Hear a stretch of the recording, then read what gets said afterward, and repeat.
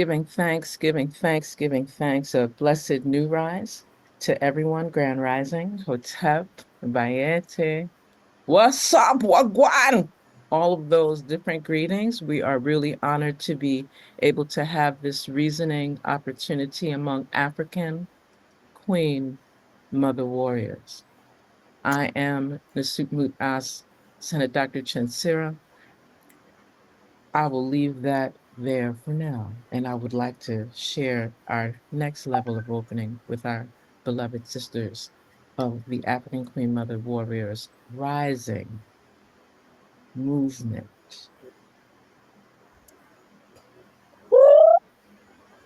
Yes, African Queen Mother Warriors is Dr. Sandra. Peaceful greetings and warm ancestral spiritual salutations. Um, I am African Queen Mother Warrior Sis Doctor, and I am honored to be in the presence of royalty again.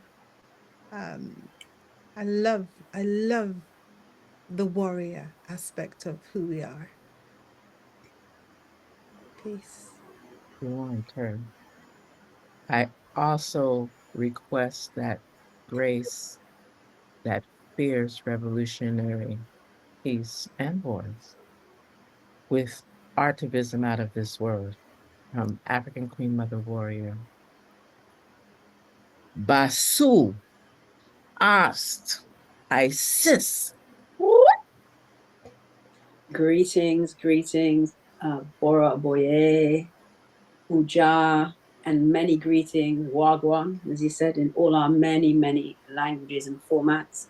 It is an honor to be amongst the great ones, the queens, the empresses, the goddesses. Look at the beauty here today, the intelligence, the fierceness of the warrior spirit. And I'm very pleased that there's four of us here today. I feel like the puzzle is coming together. The energy is there. Blessings all. Grateful. And also with a wordsmith, masterful engagement and exchange, and being able to bring not just jurisprudence and the legal perspective to the forefront, but to bring all levels of air, fire, earth, water, spirit, and water. Notice I said it like out of intentionally, because that ancestral spiritual vibration is always shared and highlighted by our beloved African Queen Mother Warrior, Sister Esther Sai. Giving thanks for being here. I was missing for a session or two, but I'm glad to be back. I was missing in action, doing the work. Right. But I've been found. I've been found, and I'm back. Beautiful, grateful, and giving thanks. So, for the persons that may not be as familiar as to what is African Queen Mother Warriors, there is a orientation that is available if you look on any of our previous podcasts. We've been more formal, I should say, from December of last year, and then we've been making the intentional work move forward to be able to gather, have these reasonings at least once a month. And we usually do them on the Sundays. Usually we do it on the third Sunday. However, this month, because there's so many things happening in the international, global, regional, national, as well as homegrown local spaces, it was imperative that we gathered in this forum, in this time, in this compensation, to make sure that we keep things in Ma'at, in truth, justice, order, reciprocity, balance, divine righteousness, and harmony. Hence the vibration of love offered through our opening video with the powerful songstress, Desiree. And I always encourage persons, and we give thanks. You know, she's one of our homegrown daughters here in St. Croix, and has impacted global communities specifically through her ability to use her voice to tell the narrative, to tell this to the legacy.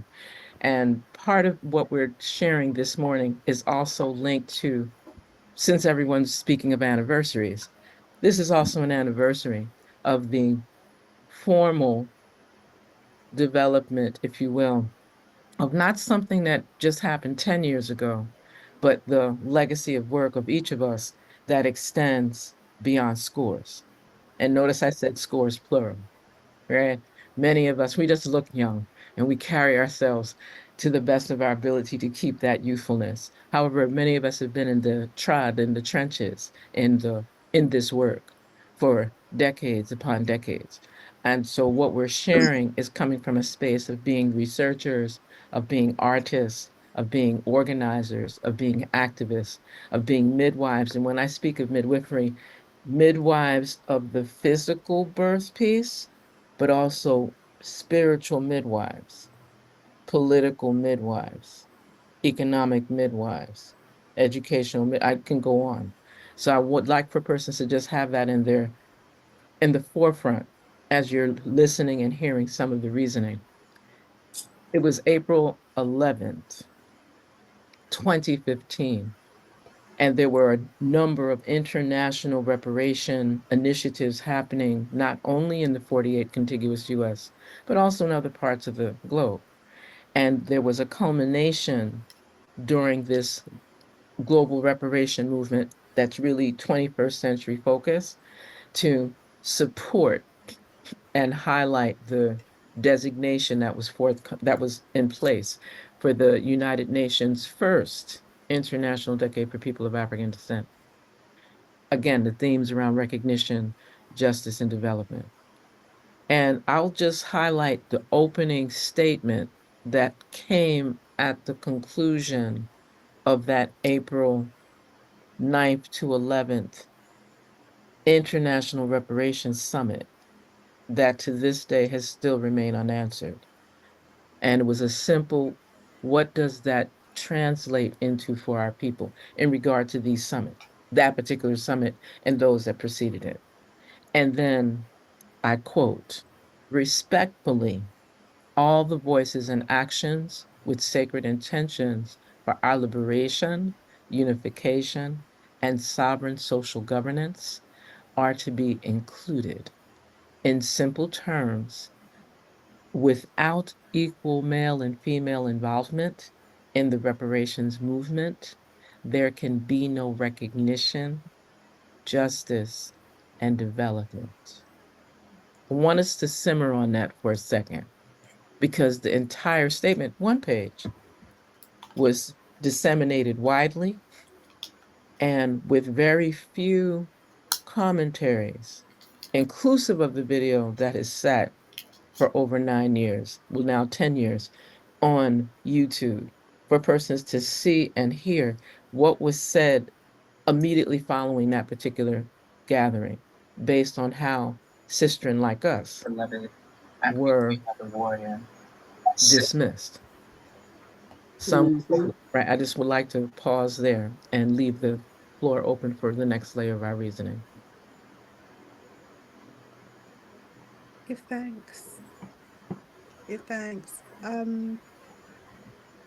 I think that historical piece is really important so that it is to be understood that we didn't just come to this the other day, that we are called to do this work, that we've been doing this work in our various ways, in different continents, under different skies.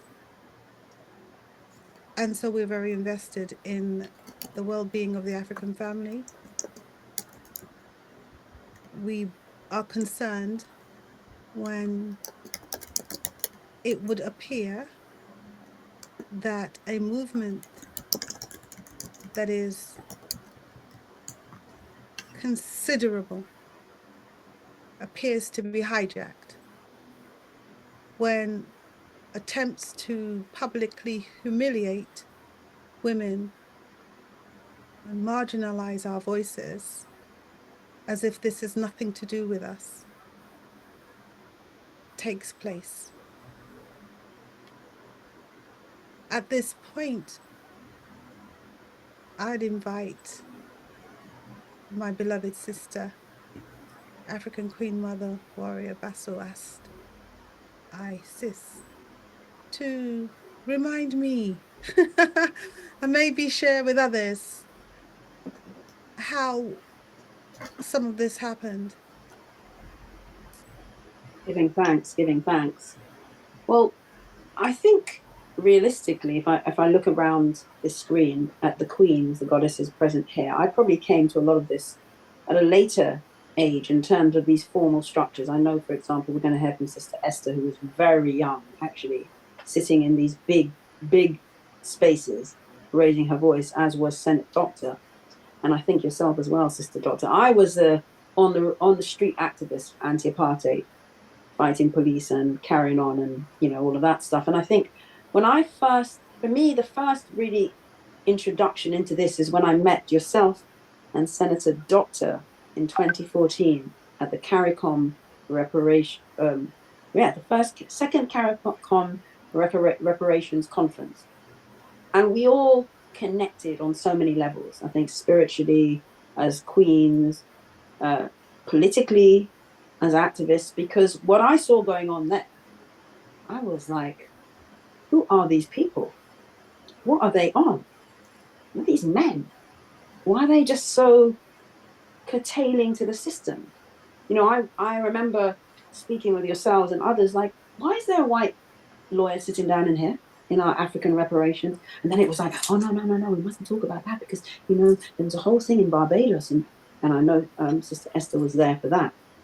So I was really taken aback I thought I was going into a far more revolutionary space. And I came to realize, oh no, it ain't that revolutionary at all. And my connection with the two of you, Senator Dr. Chenzira, African Queen Mother, Sister Dr. Sandra, was very much like, we were all like, what's going on here? Many of the men were coming with their, which I'm going to call, I'm going to call as we go through this same men syndrome, this ideology, the ego, the patriarchy, and actually misogyny, I would say, and the disrespect of our knowledge and our equity and our rights to speak. The one man who I noticed didn't do that, your king, Senator Doctor, stood like a pharaoh protecting his queen. And that's one thing that stood out in my mind, the way he stood there behind you with the power, the energy. And other men, unfortunately, there were some good people there. I'm not saying, of course, we love our men. We're not saying all of them, but what I saw there was very disappointing.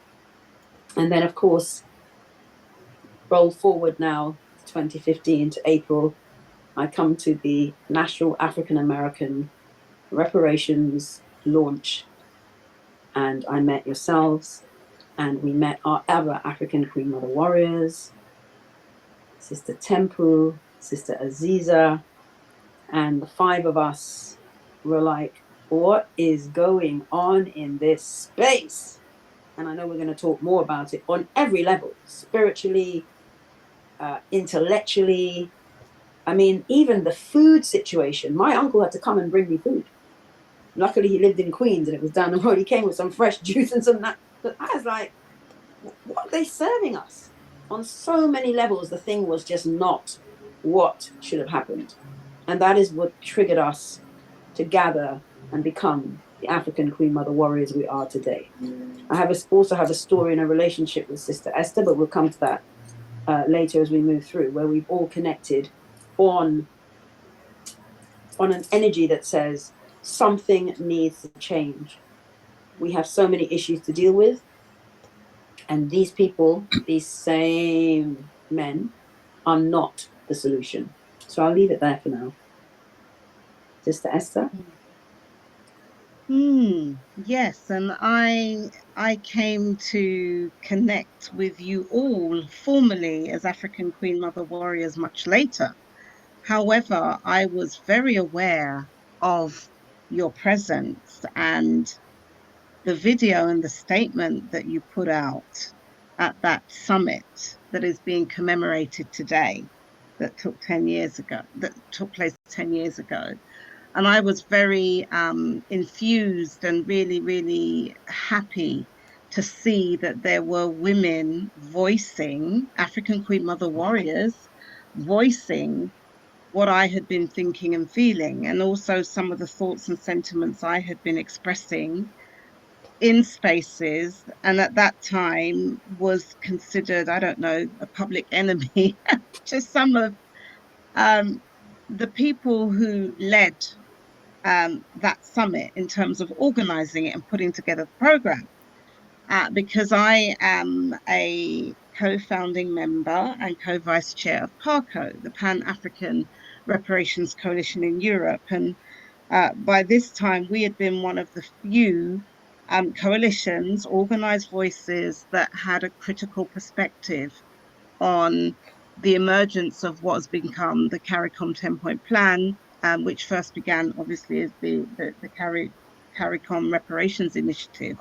And in particular, who had been very concerned and actually up in arms around the calling on Lee Day, the law firm, the white-led law firm here in the UK to somehow take up a Caribbean reparations case. And we were up in arms because of the role of Lee Day in the what's called popularly the Mau Mau case, but we say the Kenyan Land and Freedom Army, some of the survivors Mm-hmm. of colonial torture who were trying to sue the British government. And that did result in a settlement that was litigated and negotiated by Lee Day. But we were very concerned about the fact that our people literally got peanuts. A small class of our people, or category, I should say, of our people, just over 2,000 people, did get a settlement, but it was literally, I mean, it was really atrocious. And we felt it was not a good idea for CARICOM to think that that would be the law firm to utilize. And because the terms of that settlement actually, and many people didn't follow up on this, and it's really important, um, that the terms of that settlement prevented future legal action for a more substantial class of survivors. I mean, we're talking about elders, mothers, fathers of the liberation struggle, the anti-colonial liberation struggle in Kenya, who were tortured. You know, women who had things, objects put up their private parts, and men who had been castrated, and all manner of really, really, you know, disgusting atrocities. And the settlement resulted in a compensation payment of just over £2,000 for elders who had survived, you know, over 50. And it was just ludicrous. So anyway, that is how I was, you know, very much part of a small group and vocal group of people that were resisting this and were sort of saying, hang on a minute, this cannot be right. This cannot be reparatory. And I would have to say that it was our actions actually led to I wouldn't say there being a total rethink, but they certainly had to change strategy and approach because of the resistance that they were meeting here in Europe and in particular in the UK. So that was the wider context within which I discovered and heard about you as African Queen Mother Warriors. And I was just so proud and happy to know that there were other people actually raising these voices and challenging the process, because we talk a lot about reparations and we think about the end goal of whatever people think or envision reparations to be. But we miss out that the most important part of even achieving whatever end goal you believe reparations to be is the how we get there, the process. And what you all did as African Queen Mother Warriors was really, I think, raised to an international stage. Again, not the constructive, you know, criticisms, as it were, constructive on what we should be doing. if we were really being centered as African people and we were really honoring our ancestresses and our ancestors, what our processes would look like, what our summits would look like, how we would have to honor our ancestors and ancestresses, which didn't happen, and everything else that you really brought to light. So yes, that is how we connected. And of Can I course, I had known some of you before, but we hadn't really formally connected in an organized way. Yeah. give thanks? Can I offer some further thoughts here? Um, I I am stimulated. Might not appear so, but I am very stimulated by the word sound and the energy that we bring to this important discussion for a number of reasons. One is I love the analogy of birthing and rebirthing on different levels in different ways. I think that's really fundamentally what we're about. Believing that that which has gone before doesn't have to be the way that we continue, especially as we are sitting within the context of a narrative that says we have another decade for African people of African descent. And that announcement coming from a body of people that are not us, like we are being given permission to do this for a longer period of time. And the likelihood, therefore, that there will be funds attached to this, and there will be visibility attached to this and legitimacy attached to this. I think the reference to the process is really key because we've been given a reminder of how we came to be together, each one of us having trod as a result of spiritual calling, because really no one would choose this as a career. There is no money in it. What there is an honoring and a continuing based on the legacy we've been left by our ancestors. So we are talking about honor. However, in my observation, and I am very observant in these spaces, I don't necessarily speak every time I'm in these spaces, so people don't necessarily know I'm there because I don't need to be at the podium or on the stage. But I am an African woman moving among people who are talking about what's going to happen to the African family. And so it's my business. It's my business because it is divinely ordained that it should be my business. It's nothing to do with my qualifications. I didn't have to go to any Eurocentric school or college or university or be in any particular clique to have been given this task. And so I invite those who are watching this to become active themselves and not just to become viewers or listeners or audience members of the words we are bringing.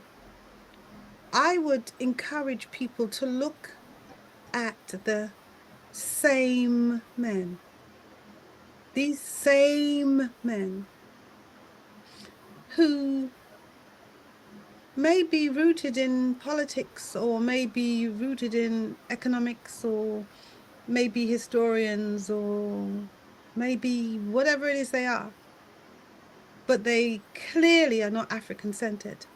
Because if they were African-centered, they wouldn't be attempting to hijack a movement that started long before they got involved. They wouldn't be attempting to discredit and target African women who are simply saying, we applaud your work, but There's some things that are missing. Can we enter into some kind of discourse around this? Only to be told that our voices are not welcome. In fact, the public attempt to humiliate us by turning off the microphone in a conference that is about reparations was something of a shock to all of us. I think that was the fire that forged us together, that this could be allowed to happen and nobody object. There were murmurings, but that there is a comfort that these same men enjoy when they're at the top table and they can order someone to turn off the mic, or they can be in another country and sit. They flank white men that they have brought into a space to determine what will happen to the African family. When there are lawyers, very able lawyers within this region, but you bring in white people, and these white people are brought in under the cover of these same men. If you who are watching, And can I just add one thing? They're not just brought in, they are funded, they are paid, their passage is paid, their accommodation is paid. I'll just throw that in. give thanks. If you pay attention to the ones who are bringing them in, you will probably discover the same thing that I have discovered, which are that these men are not honorable men. They are not honorable. Now, one could say, I am casting all kinds of aspersions, but some of these men, now I encourage you who are watching to do your own research. Some of these men are building empires with their names at the top of it. Some of these men have conflicts of interest. They sit within political spaces and they also claim to lead civil society. Some of these men are accused of assaulting women. Some of these men, this is research that can be done. It's not hard. You just have to do you don't even have to do a Google search. You just do a YouTube search. Some of these men are known for harming women. So that which they did to us is nothing new. They are traveling at the expense, not of themselves. They are getting funding. They are championing a cause which is becoming questionable because of who they are and who they are not including. They are orchestrating conferences and seminars. They have established back rooms where decisions are being made. They are facilitating photo opportunities so that the optics look good. And they are threatening those of us who are saying, stop before this gets too far. Let us still speak to each other and honor our ancestors. They are not interested in the slightest. And in fact, word is reaching our ears that we are now being told to be careful. Be careful. Because clearly these men bring forth children. These men are greater than the Most High. These men care not for our ancestors. These men have been overtaken by their own ego. These men think that if they threaten us or send word that we should be careful, that we will stop. And what I would like to say to these men is that the Most High will decide when we take our last breath. That's what will happen. And so at this point, we have data that we are sharing. So even if you take one of us out, it will not stop what you have caused.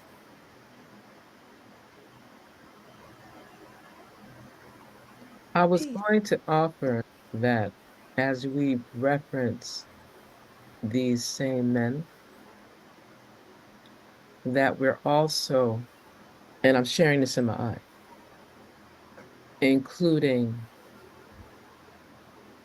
select women, Mm-hmm. enable these same men and hold them up, even when there is a need for intervention, reasoning, change of behavior beyond apology, that in word, that there should be a transformative shift in how these men engage with we women who move with the African Queen Mother Warrior vibration shift, etc. Because we're following that ancestral piece. And the reason I desired to bring that in, because the quality is not 100%, I'm going to see if I can get that small clip. And I encourage persons that are listening, that are viewing, to look at the link to what was actually videotaped. I think I just turned around one of my cameras. We sat in a half circle right in the grounds where we were just Ejected that one unceremoniously. Ejected. from being able to Disregarded. that one dismissed. And ultimately it was a form of disrespect. Had we been, if we were really street, Mm. Mm-hmm. right, that could have looked very different because some persons, and again, because persons recognize and know that we operate through a space of regality, of royalty, of diplomacy in a very African ancestral context, and because we did not want to bring any disrespect in the form that we were disrespected, we elected to just sit, gather our thoughts, and speak from a space of not anger, not even emotion. I mean, we were sitting there with calabash, pouring libations from one to the other to make sure that we kept ourselves fluid. I think we talked so soft to make sure we didn't just scream out and say, "My son, you wrong." We didn't do that. All right. Carry on bad. We could have Right. done it. And right. And what was interesting was while this was going on, because as has been alluded to earlier, the whole idea was, well, we have to stop because the buses are coming and we have another event and so forth and so on. So when the bus got stuck in traffic and people Mm-hmm. still had to wait over an hour, there was ample time for us who were asked, do you have, we have a Q&A segment. Are there any questions from the audience? And not just us, but several other sisters and brothers came to the mic. But when they saw us, then it became an issue. And I'm not, whatever the optics were, I can't speak for what they saw. I know that we came in a space of not anger, animosity, or threat or antagonism of any sort. We were consciously, I remember many of us had our little notes like in our hand to make sure we stayed. So it was a question, not a statement delivery on the panel that you weren't on. Question. And we were denied that. And this is not the first time. And obviously it wasn't the last time. And that's why when persons hear the reference of these same men, and you can go and look and see who they are. I think for the purpose of because it's not like it won't be easy to see, right? It Because ain't difficult. right, so we're just highlighting that African Queen Mother warriors have decreed. We're not doing a declaration. We're not getting into no tit for tat back and forth. We're just making it clear. Think of it like a papal bull. Once the Pope gives a decree from the Vatican, that's how it go for like centuries until it's revoked. So what we're saying, what we're enabling our brothers and sisters of light and those that choose to support truth, justice, order, reciprocity, balance, divine righteousness, and harmony as Ma'at. Those that speak Ubuntu and then tear apart the very foundation and core of those of us that are coming in the interest of Ubuntu. We say, I am because you are. But if you're trying to dismantle me, to discredit me, to mash up my ability to make a living, to mash up my ability to be able to give voice in a space that you just came to the other day. And I gonna say that. Some persons just came to this like the other day. And they are the ones that have been enabled and permitted to offer forms of disrespect and disregard and dismissiveness to many of our sisters in particular, and some of our brothers as well. And usually they attack the brothers that support the sisters. I just needed to offer that small interjection so that when we are moving forward in our reasoning today, that we are clear that this is a decree.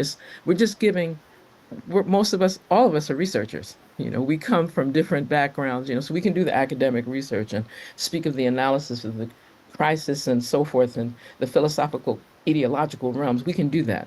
But we're speaking from a space of heart. And we're doing our best to not scream it out so that it's taken in my eye. But it's not a warning. It's definitely not a threat.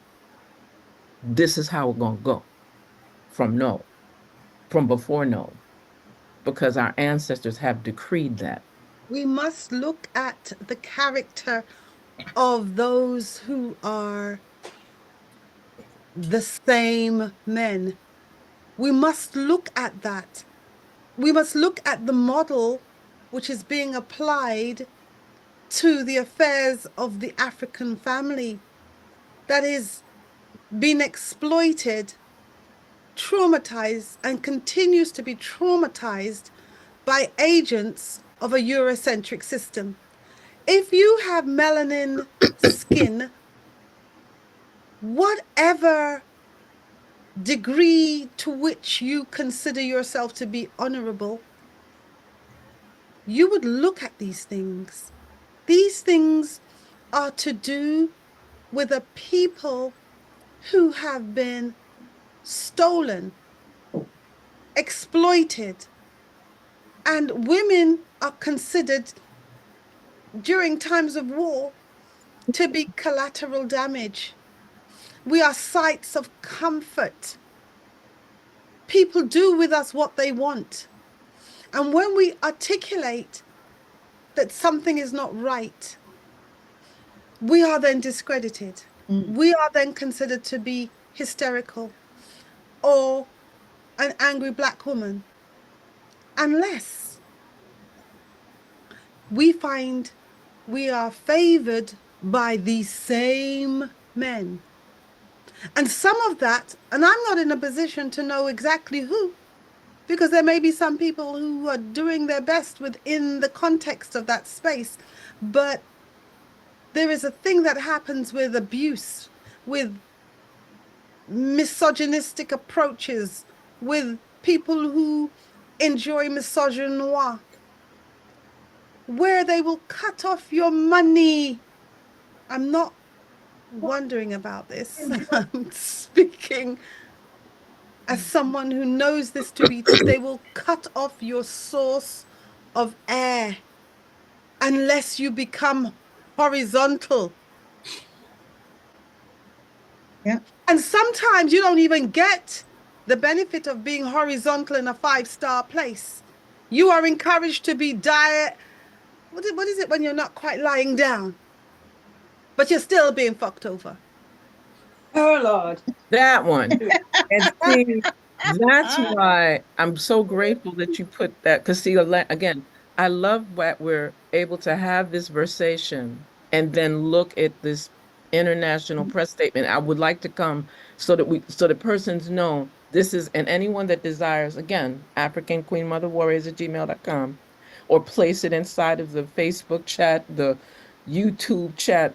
There's ways to reach us. We are very transparent when Do it a comes search. Do a search. I just, One, I one think, of go ahead. Sister Esther's Okay. Camera. She The said to camera. carry on. Yes, Okay, it's you're There we back. go. doing its own thing. Okay. This I is mean, a one of the things I wanted to touch on and to make a point is that we as Africans, we need to learn from our history and from the past. We seek solutions. We're looking at reparations, reparatory justice. We're looking at restoring ourselves. If we look at the tenets of reparations, we're looking at reclaiming that which was lost and putting it back in place. And one of the things we need to do is we need to learn from our history. And our history has always shown us that when we do not adhere to those principles, those fundamental principles, you spoke of Mahat, Ubuntu, and all the myriad of other principles that underpin our ontology and our philosophy as Africans, when we do not look at our history and learn the lessons from our history, which is that we must place our spirituality as part of our identity, we always falter. And this is one of the things that is happening currently with these same men and the women who buy into the misogyny, the misogynar, the patriarchy, those who have sold their souls and betrayed themselves to sit at the table and eat the crumbs because the crumbs appear to them to be huge feasts. But in reality, we know because it lacks spirituality, that's what it is. Our lessons have shown us, if we look at that 80 and the revolution, it was when the spiritual people, Bookman, Dati, and various people came in and brought that spirituality that we were able to overcome. And it makes me think of Ifa. There's a saying in Ifa that says that the women had the power and the men tricked the women and took it. Now, we are at a time, as you said, you articulated, Senator Doctor, when things are not going to keep going like that. We are coming back. We know, I had a wonderful guest, big shout out to our queen, Cezanne Poetess, for her phenomenal energy on my show and for her poetry and her creativity. And she is someone that downloads and connects with spirit. And she spoke of seeing the creator. And the creator is a melanated, let's get this right, a melanated African woman. Now we know this, mitochondrial Eve. The melanated African woman is pure energy. She's the creator of everything. And as African women, we are supposed to be the rulers, the leaders. The world was created by us for us to rule and lead, and circumstances have led to, as you say, the vertical. Is it the vertical? Yes. horizontal. I get confused. The things that were supposed to be this way, Yeah, the things that were they're supposed in to be this way, vertical. and then Yes. tipping upside down. So now the white man, for example, followed by his lackeys who adhere to his principles, whether they're the same men from our community, the women who buy into the misogynoir and the misogyny and the patriarchy from our community who sold themselves, they are also now sitting with the white man at his table at the top. And we, the African women, have now been played. But we see this time, the energy is turning. Nothing lasts forever. Everything will return as it was in the beginning, so shall it be in the end. And so we African Queen Mother warriors are saying to you that we know what is to be. We have the capacity, we have the solutions. I mean, the women on this call are phenomenal on every level. And intellectually, like you say, we could sit down and write everything they write better. Even with my dyslexic self, I could still write. In fact, I never forget in 2015 when they put out this statement and we were like, what? I went up to the table with the same men and I said, listen, this is not this is missing, this is missing. They looked at me and they said, and I said, you know what, give it to me, I will rewrite it for you. And I got this response, and I won't say which men, but you can imagine they looked at me like I'd offered to shoot them in the head, like I'd stood up there and said, boy. But all I said was, look, I will rewrite this for you.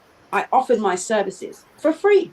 Nobody paid my passage and my hotel bill. I was staying by my uncle, sleeping on the sofa.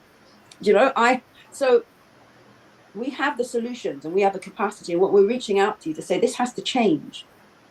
The voices that are here, alongside other voices of African Queen Mother warriors and African King Father warriors, the men who stand with us and understand and overstand our role in creation. We have the solutions. We're working with them. Some of them are involved with the work we do. I want to read this section because what we've done is we have offered a 2025 version of Hmm. what we were saying in 2015. So the continuum is great. And I quote, Eurocentric paradigms which ignore established African centered traditions and life practices are not conducive to our demand for reparatory justice. As the African Union hosts the annual International Summit on the theme of 2015, Year of Women's Empowerment and Development towards Africa's Agenda 2063, and the world commemorates, memorializes, and celebrates African Liberation Day, African women must be respected. In unity with our brothers and sisters of humanity, African queen mothers and revolutionary women warriors have united in order to have our voices heard by publishing this international statement. The issues raised herein are being shared in the spirit of love, peace, harmony, reciprocity, truth, justice, order, and balance. And I share that segment because what we've just said has reiterated what we had to say sitting after being dismissed from an event that was happening on the year. Notice what the theme was in 2015, Year of Women's Empowerment and Development. Oh, the irony. And so and again, we're seeing that some things, and I like to bring it to where we are now, as we're having this convening, there have been a host of initiatives, recognizing the anniversary of the Pan-African Conference in London over 100, I believe, 25 years ago, right? And our beloved African Queen Mother Warrior, Sister Esther, was able to be, again, I'm so grateful that we had the representation and someone engaged in that piece. We've seen that there's been a declaration that has come from that. We're praying that that is something that had not been subjected to the same experience that we had, that declarations come forward without the full respectful vetting from those present, as well as those that were not present, usually for economic or the scheduling reasons. I think it's really important to know that while we're having this convening and this reasoning, that many of our thousands of our sisters and brothers are converging into the United Nations headquarters in New York. Maybe not the best time in light of what's happening in the 48 contiguous United Snakes of America. And I say it like that intentionally because right now it's very serpentine, not serpentine Kundalini positive, but serpentine very reptilian, very challenging. And we're praying for the safety of everyone that's going in and out of New York, in and out of US immigration, in and out this ICE experience with this administration that is quite hostile to anything ancestral, ancient, African, Black, non-Eurasian, non-European. Let me be very clear, right? And Very very destructive. destructive and dismantling at the moment. Of course. I mean, anarchy and fascism at the same time, it just looks, at least we know what it looks like in 21st century version. I think that that's the part that is very important for persons to know. So while the Permanent Forum for People of African Descent is having its fourth session hosted in this space, that may not be the safest space, but we're praying for there to be some positivity that comes from that. We're also looking at some of the same energy that we experienced that are going to be the same energy. So, granted, there's a certain continuity in that regard. However, our decree, our voices are commanding that there be another shift because any type of gathering that's happening now has to be inclusive of the African woman. And not just any African woman, but those voices with actionable deliverables of African women that will make the full contribution appropriate. That's what I'm trying to get to. It should not be that we shouldn't have to beg to do the work, beg to get the money for the work, beg to be at the table to do the work, beg to have a crumb come this way for the work. And then it shouldn't be that. It should be a very inclusive, engaging experience that supports life, that supports ancestral resonance. Because other than that, as we've had this conversation before, then we're committing ancestral treason and we're creating a very unpleasant outcome for what we're saying is supposed to be done. I mean, even again, looking at this statement, I keep coming to this because I like for persons to know the continuity. And those persons that don't know what we're talking about, again, if those that have just joined us, you're listening to African Queen Mother Warriors Rising. We are having a reasoning on global African Caribbean affairs. We're looking at reparations. We're looking at recognition, justice, and development. And we're speaking specifically to things that have transpired while everyone's honoring anniversaries. This is an anniversary of a very engaging experience that many of us have survived and still thrive through.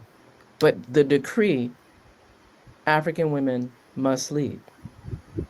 And that, with that being said, I quote, through African consensus, this statement calls for revolutionary corrective actions for the end of willful disrespect, marginalization, exclusionism, intellectual warfare, internalized sexist terrorism, misogyny, pathological patriarchy, and genocidal violence against our African women anywhere and everywhere, particularly within the organizational and institutional frameworks of these organizations, including summits, congresses, conventions, and similar gatherings. I just needed to make sure that, and again, there's only like a small portion left, but just so persons are clear that this was not a new versation. We took our time to make sure that the manner in which this decree, this statement was shared was so that there would be some, and there was very little response. The response was, be careful. The response was Beautiful. exclusionism. The response was to dismiss, the same way we dismiss from a microphone, there was this dismissive, well, you're not going to get invited to the next one. We don't need you to come, no. Right? So again, in any gathering, it's imperative that we not only call upon the names of our benevolent ancestors, but that we ceremoniously invite their presence in the most appropriate and respectable manner. That the failure to safeguard and to provide optimal protection and security is a serious issue. The publishing of delegates' names in public foyers is a risk on several levels. Unhealthy foods have no place in these gatherings, in keeping with our African cosmology and sacred number traditions, that value, the extensive spiritual significance of numbers. We question the adoption of a quote 10-point plan that is not only modeling a Eurocentric value system, but devoid of a spiritual component and feminine aspect. Again, remember this statement is April 2015 and was disseminated on African Liberation Day, May 25th, 2015. So I just like for person, don't think this is, make sure you keep it in context, right?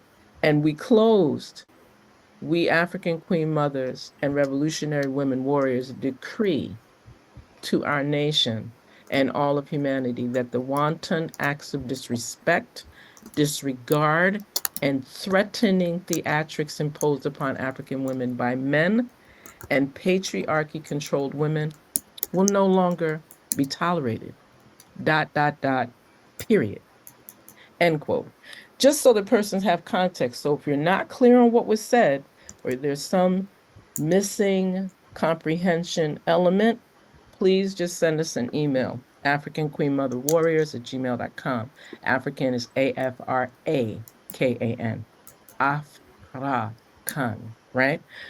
queenmotherwarriors@gmail.com, or look for us in any of the social media so that you can have, because the document has been available for a decade. We can make it available on every social media platform. I mean, I am being invited not to be as enthusiastic about sharing the data and the evidence that we hold. I am being very disciplined. I, I'm inviting African Queen Mother Warrior Esther, who would have been in receipt of that proclamation, that invitation, that statement, that which is not a warning. That was interesting. You said it is not a warning. Yeah, isn't it? Okay. So having heard the history and having become familiar with the process, which is what you're interested in, um, and you know, this on the heels of my call for everyone and anyone to do your research. This is not angry Black women. You know, we are that trope that we are given whenever we say something's not right here. Can we have a look at this? The attack then happens onto the woman instead of saying, well, let's have a look at what it is you're talking about and see whether or not we are out of balance. You know, what is this thing called ma'at? What are these principles that you speak of? Is there any place that we can learn? Might these women be bringing something that is important, especially given that we can't have an African family without the African woman? We're just not interested in the act of pleasure seeking and empire building. We are interested in the welfare of the African family and honoring our ancestors. What say you, African Queen Mother Warrior Esther? Because I cannot promise that this, you know, you see, when African Queen Mother Warrior Vessel asked Sister Isis did that kind of thing like that, I don't have a problem with that. I don't have a problem with that. I don't have my children. I don't have my grandchildren. We Real, are threatening recognize real. people. You're threatening people, and you're careless in your threats because it's documented. The Mm. women who have been horizontal and have been betrayed are speaking. There are cases in the courts are going through the media where ones in high position who are practicing misogyny and misogynoir have found themselves in social media. Don't let that happen to you. Yes, Queen. Mm. I'm sorry. That was just the outburst. Yeah. I mean, actually, just reflecting back on this 10-year journey, some other things came up for me. So obviously, I mean, I'm thinking back to what was the general atmosphere, especially for those of us who were part of the movement in Europe. And one of the things that was also happening around the same time, it was about who was invited at that summit, who was on the program. And looking back over the program, we can see there was the sort of the recent formulation of NARC, the National African American Reparations Commission, linking with those in the Caribbean Reparations Commission. And there was kind of on the fringes of that, some people who were organizing to establish something called the European Reparations Commission. However, the people that were organizing or trying to establish the European Reparations Commission were totally outside of, the Pan-African movement and, long-standing reparations constituencies. And so there was that tension that was also going on around who was invited and which voices were being amplified to promote a kind of sort of united front around a particular idea that for me was about silencing sections of the movement for African reparations that people felt was problematic, that was, kind of classified as being almost renegade, um, and that people who were not just willing to defer to the hegemon, because we have now, you've spoken about African Queen Mother Warrior Sister Doctor about the empire building. But this is the hegemon. There are hegemons that are forming within these reparation structures, these emerging structures. Many of them are very hegemonic and cliquish because they Mm-hmm. only promote certain people who get with that program. And if you are outside of that, then woe betide you. And in particular, I think it was great to mention, it was Senate African Queen Mother Warrior Senate Doctor, the women of the hegemon as well. We focus a lot on the men, but we also have to think about those women or women folk, so-called sisters, who are supporting this. Why? Because they can be privileged and well positioned to benefit from the hegemonic systems that are developing. And so part of their function is to also suppress other women who do not fit in and do not submit to that hegemon. So that's what was happening. And I say it because I'm a member of PARCO, the Pan-African Reparations Coalition in Europe. And there was voices from the movement in Europe and in particular the UK, but those voices were much more, what's the word, cooperative with the hegemon.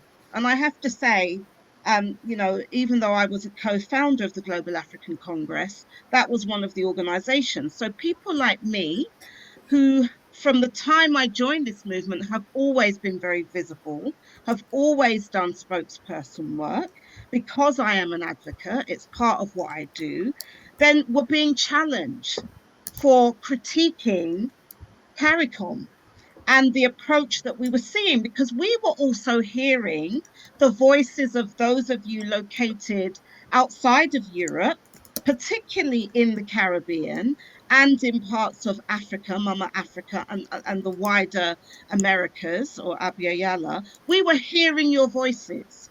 As PARCO, we see it as our responsibility to amplify the voices of the various, African heritage communities of reparatory justice interests. So we were doing that. And we were very much in touch with women in particular Caribbean countries who were having to deal with men in leadership of this movement who were being challenged because of issues of sexual and gendered violence against women. Yeah. And this was being, suppressed by many men who are elders and distinguished men in our communities who saw that as undermining this kind of false unity that they felt was popping up now. And that the voices of particularly women who were questioning that and who were challenging that in Ma'at, in recognition that how can we truly have reparatory justice if we are suppressing the voices of half of humanity, and in particular our mothers, our sisters, our women folk who have been carrying this movement and who have been leading but who are not being recognized. So that was also happening at the same time. So there was a really wonderful convergence, even though these kind of two poles of really, trying to ensure that what we were doing was honoring the ethics of African reparatory justice, the principles and values based on our highest, ideals of Ma'at and Ubuntu, that we were trying to enforce that in love and with respect. So there were these two poles of activity that were happening divinely, simultaneously, but not connected. And so this anniversary has given me an opportunity, being a student of our people's story, to really look back on who were the forces, what were the arguments, what were the challenges that we were making, that now, as we say, our story is best qualified to reward our research, because now these voices are becoming louder and louder and louder. And the fact that we have, African Queen Mother warriors rising as an evolution of what you started back then is an indication of that. And so many other women who are joining us, so many of our brothers who support us. Because it's also true that those brothers who have always been alignment and recognized our role, and we've worked harmoniously and cooperatively together, have also been sidelined and maligned and attacked and accused of all kinds of things because they have, healed whatever remnants of malevolent patriarchy that they have internalized as a result of that global system of domination of white supremacy racism. So I think it's important for us, and this is what we have committed to doing, for putting our narrative officially on the record, which we have continued to do. And this is so key because there's so much there's a proliferation of research and scholarship and documentaries and all kinds of creative outputs that are telling partial narratives, partial stories about the journey of reparations.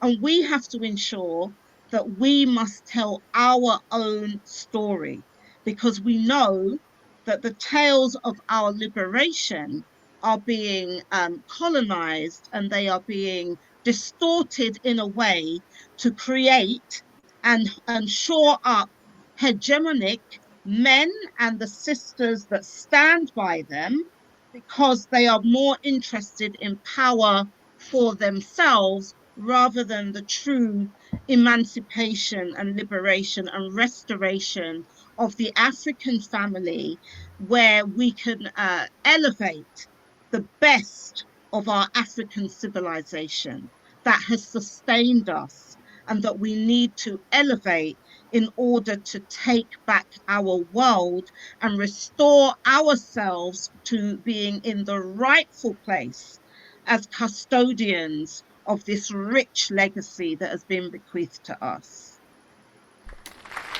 I also